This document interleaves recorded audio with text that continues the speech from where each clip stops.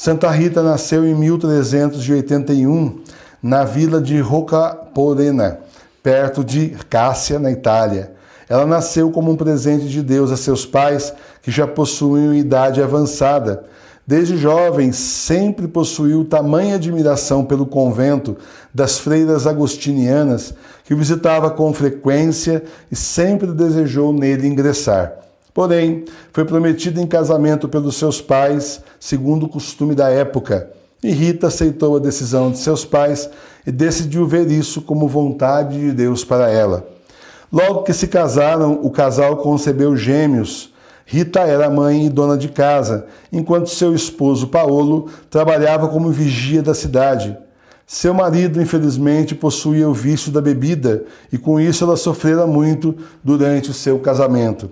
Cássia possuía diversas rivalidades com facções populares e assim um dia, voltando de casa, o marido de Santa Rita foi emboscado e morto.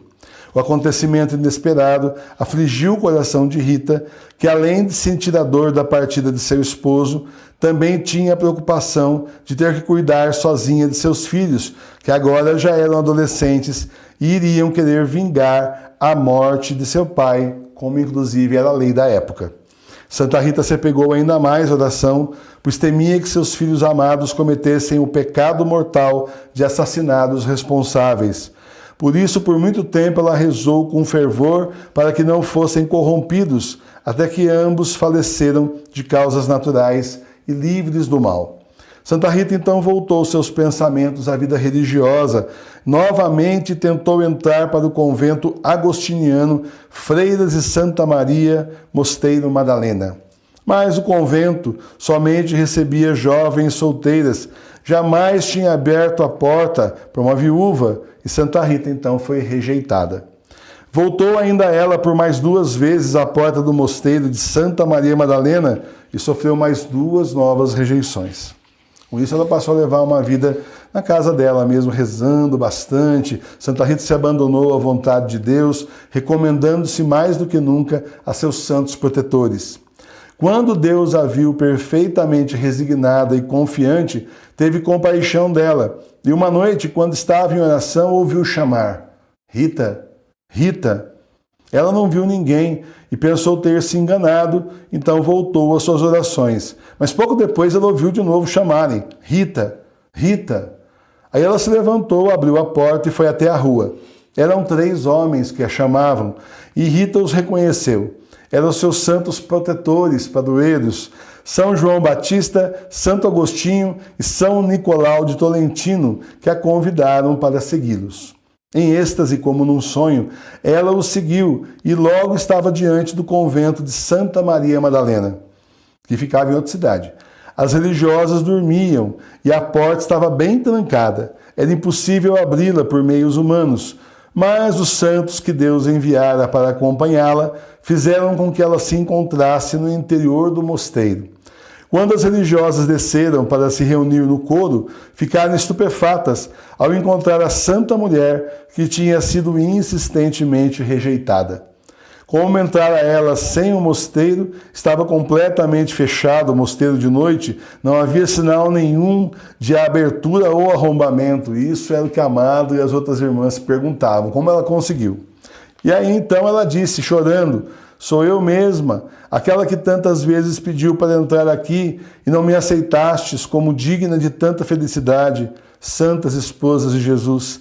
Sabei como a divina majestade me fez esse singular favor, enviando na noite passada o santo precursor, acompanhado do glorioso Santo Agostinho e São Nicolau, meus protetores, que me trouxeram aqui de maneira milagrosa. Eu vos rogo por aquele Senhor que foi tão bom comigo, que me recebais em vossa companhia. As freiras ficaram impressionadas com o relato que Rita fez do acontecido e, diante de um milagre tão estupendo, reconheceram os desígnios de Deus e admitiram jubilosas em sua companhia aquela criatura mais angelical que humana. A primeira coisa que Rita fez ao ser admitida no convento foi repartir entre os pobres todos os bens que possuía. Para colocar à prova a obediência da noviça, a superiora do convento lhe mandou que regasse todo dia, de manhã e à tarde, um ramo de videira seco e já destinado ao fogo. Então, para ver se ela tinha realmente obediência ali no mosteiro, né? Rita não ofereceu dificuldade nenhuma e todo dia de manhã e à tarde, com admirável simplicidade, cumpria essa tarefa, enquanto as irmãs a observavam com um sorriso irônico. Isso durou cerca de 1 ano, segundo as biografias da santa. Um belo dia, as irmãs se assombraram, porque a vida reapareceu naquele galho seco, surgiram brotos, apareceram folhas e uma bela videira se desenvolveu maravilhosamente, dando a seu tempo deliciosas uvas. E essa videira, já antiga, de 5 séculos, ainda hoje está viva, viçosa, bonita lá no convento. Quem já visitou lá deve ter visto, quem não visitou o dia que for vai ver. Em 1443, veio a Cássia para pregar a Quaresma, São Tiago de Lamarca. O sermão da paixão de Nosso Senhor sensibilizou profundamente Rita. Voltando ao convento, profundamente emocionada com o que ouvira, ela se prostrou diante da imagem do crucifixo que se achava em uma capela interior e suplicou ardentemente a Jesus que lhe concedesse participar de suas dores. E eis que um espinho se destacou da coroa do crucifixo, veio a ela e entrou tão profundamente em sua testa que a fez cair desmaiada e quase agonizante. Quando voltou a si, a ferida lá estava, atestando o doloroso prodígio. Enquanto as chagas de São Francisco e de outros santos tinham cor de sangue puro e não eram repugnantes, a de Rita se converteu numa ferida, purulenta e fétida, de maneira que a pobre vítima, para não empestear a casa, teve que ser recolhida a uma cela distante, onde uma religiosa lhe levava o necessário para viver. E isso ela suportou a ferida durante 15 anos de sua vida. Em 1450 foi celebrado o jubileu em toda a cristandade, e como algumas irmãs estavam se preparando para ir a Roma, Rita manifestou um ardente desejo de acompanhá-las, mas seu estado de saúde estava se agravando devido à ferida que o espinho tinha deixado em sua testa. As irmãs acharam que Rita não deveria ir, mas ela pediu a Deus para a ferida desaparecer e foi mais uma vez atendida e conseguiu acompanhar as irmãs a Roma com grande proveito para a sua alma. Mas logo que voltou da viagem, a ferida reapareceu e também uma enfermidade incurável que lhe causava um grande sofrimento. Em meio às dores, ela conservava a alegria do espírito e um sorriso encantador que brilhava no seu rosto. Na última enfermidade, que durou 4 anos, veio visitá-la a sua parenta. A santa agradeceu-lhe a visita e, ao se despedir, pediu: olha, vá até a horta que fica perto da tua casa, por amor de Jesus, e me traga uma rosa. Mas é do mês de janeiro, quando os campos estão cobertos de neve e a vegetação está morta. A parenta não deu crédito, pensando que a santa estava delirando.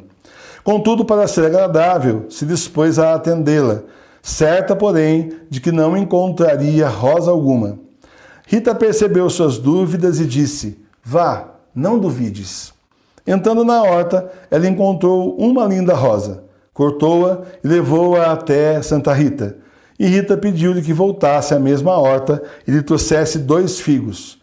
E eles foram achados numa figueira que lá havia.